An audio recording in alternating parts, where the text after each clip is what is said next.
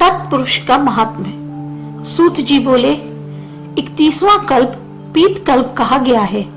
इस कल्प में ब्रह्मा जी पीले वस्त्र धारण करते हैं। परमेष्ठी ब्रह्मा के द्वारा शिव का ध्यान करते हुए महान तेजस्वी पीले वस्त्र धारण किए हुए एक कुमार का जन्म हुआ। वह कुमार पीले गंध का लेपन किए हुए तथा पीले रंग की माला को धारण किए था। सुनहरा जनेऊ तथा पीले रंग की पगड़ी पहने हुआ था। उस युवक की बड़ी लंबी भुजाएं थी। तब ध्यान के द्वारा ब्रह्मा जी ने उन लोक के विधाता महेश्वर को ज्ञान लिया और उनकी शरण को प्राप्त हुए।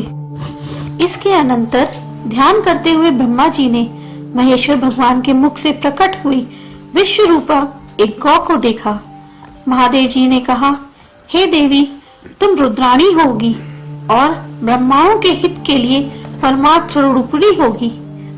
इस 4 पैर वाली गाय की पुत्र की इच्छा से ध्यान करने वाले परमेष्ठी ब्रह्मा ने परिक्रमा की और ध्यान के द्वारा उसे परमेश्वरी जानकर संसार के गुरु महेश्वर ने यह बताया कि यह गायत्री तथा रुद्राणी है। उस वैद्य की विद्या रुद्राणी, गायत्री तथा लोगों के द्वारा नमस्कार की हुई को जप कर ध्यान के योग के द्वारा ब्रह्मा ने महादेव जी को प्रसन्न किया। तब महादेव जी ने उन्हें दिव्य योग, ऐश्वर्य, ज्ञान, संपत्ति और वैराग्य दिया।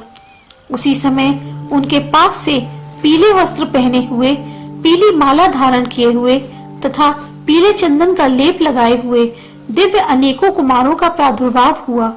उनके पीले ही सिर के वस्त्र, पगड़ी आदि थे तथा पीले ही रंग के वे सभी कुमार थे। उन्होंने हजारों वर्षों तक निर्मल यश को प्राप्त करके अपने को योग में लगाकर तपस्या का आनंद प्राप्त किया। ब्राह्मणों का कल्याण करते हुए धर्म, योग और बल से युक्त बहुत समय तक मुनियों की रक्षा करके महान योग का उपदेश देकर वे महादेव जी में ही लीन हो गए। इस प्रकार वे सभी कुमार महेश्वर भगवान को प्राप्त हुए।